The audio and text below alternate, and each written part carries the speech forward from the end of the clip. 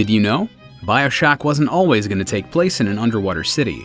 When the game was first teased, it was described as taking place on a tropical island with an abandoned Nazi laboratory. When asked about this, director Ken Levine explained that he actually made up the idea on the spot. Levine said, "You know, I wish I could say I have my ducks in a row earlier than I do, but I don't. People were coming, I needed a story to tell them, and I came up with that." Despite this, the submerged setting of Rapture was one of the first ideas to emerge during production. Levine wanted to make Rapture believable and not detract from the game's horror theming. He decided that it made the most sense that Rapture's creators would want to keep it hidden from the outside world, and from there made the character and motivations of Andrew Ryan. When developing Ryan, Levine combined the personalities of several historical figures. This included businessman Howard Hughes and political philosopher Ayn Rand. In fact, the ideas that drive Ryan to create Rapture are very reminiscent of objectivism, a philosophical doctrine developed by Rand. Though many saw BioShock and the collapsed state of Rapture as a critique of objectivism, this was not Levine or Irrational Games' intention. They simply wanted BioShock to show what happens when any ideal meets reality, and objectivism was just an ideology that fit their story. Levine said, "It's not an attack on objectivism, it's a fair look at humanity. We screw things up. You have this beautiful, beautiful city. The visual look of the city is the ideals. The water coming in is reality." Levine also believed that when philosophers such as Rand wrote novels like Atlas Shrugged to convey their ideals, they featured unrealistic protagonists. Levine sees Atlas Shrugged's hero, John Galt, as a Superman who can do no wrong, doesn't go to the bathroom, and doesn't have doubts or fears. In contrast, the game's developers wanted to show that even people with the best intentions can be fallible. There are several subtle references to Rand's work hidden throughout BioShock. An unused file in the game reveals the protagonist's full name as Jack Wynand, perhaps a reference to Gale Wynand from The Fountainhead, and Fontaine's alias Atlas is likely taken from Rand's novel Atlas Shrugged. All of the main antagonist bosses in BioShock were designed to be reflections of Andrew Ryan. Each of them takes an ideal such as physical beauty or art and pushes it too far. Their lack of self-doubt and unwavering belief in their own correctness was scary to Levine, and contributed to the game's horror atmosphere. The character of Fontaine was created to be an ideological foil to Ryan, with Levine describing them both as extremists. While Ryan believes in his capitalist and objectivist ideals entirely, Fontaine is a nihilist who believes in nothing but himself. Because of this nihilism of all the characters in BioShock, Levine believes that Fontaine is the only real monster. Levine is not a fan of cutscenes in video games, believing that there's better ways to tell stories in the medium. For BioShock, he considered Valve Software's complete lack of cutscenes in Half-Life 2 a big inspiration. Irrational Games also drew heavily from Levine's background in theater, using tricks from stage plays to draw the player's eye. One example Levine points out is the player's first encounter with the Big Daddy, where the little sister it's protecting is illuminated by a spotlight. Interestingly enough, this encounter takes place in a ruined theater. Though Irrational made sure to keep control in the hands of the player, many of BioShock's narrative themes involve taking control away from the player. Levine has commented on the state of player choice in the gaming industry and how there's usually either an illusion of choice or no choice at all. The "would you kindly" twist in BioShock was a commentary on players often following the instructions of a non-playable character without questioning their motivations or agenda. The player's confrontation with Ryan was the culmination of this idea, and the decision to have Ryan force the player to kill him was controversial among the developers. Many within the company questioned the player's motivation to do so, which Levine insisted was the point. He said, "Ryan sort of had to show you that there are things that are more important than winning the fight. He could die as long as he died with his ideology intact, and while showing you that you have no ideology, that you are nothing. To him, that was more important." It was really controversial, and getting that scene right took a lot of time.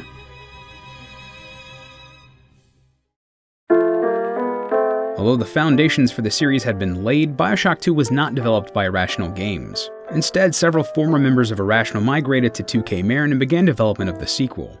In the same way that the first game drew heavily from objectivism, the ideas of BioShock 2's antagonist Dr. Sophia Lamb are based on collectivist ideals. Specifically, BioShock 2 creative director Jordan Thomas referenced the works of political philosophers Karl Marx and John Stuart Mill. Thomas also wanted to celebrate the idea of player choice instead of commenting on their lack of it. A viral marketing campaign for BioShock 2 titled There's Something in the Sea was launched in early 2009. The campaign centered around the writings of fictional character Mark Meltzer, who was attempting to shed light on the abductions of little girls around the Atlantic Ocean. The initial idea of Something in the Sea was so popular that 2K started a second phase, opening a P.O. box under Meltzer's name and encouraging fans to write in to help piece together clues and participate in the real-world events. Though Something in the Sea was originally planned as a viral advertisement and nothing more, the success of the campaign led to Meltzer being included in BioShock 2. One of Irrational's biggest disappointments with the original BioShock was that they couldn't add any gameplay of the player outside of Rapture at the literal bottom of the ocean. They decided that in future titles they'd tie in as much gameplay to this setting as possible. After it was decided that BioShock Infinite would take place in a floating city, developers began thinking of game mechanics that could be woven into the setting. Several ideas were considered, including introducing the ability of flight. Once the team started thinking about how goods would be shipped around the city, however, a rail system was introduced and flying was dropped. Levine enjoyed riding roller coasters as a child, and decided that allowing players to ride along Columbia's rail system would be both fun and take advantage of the city setting.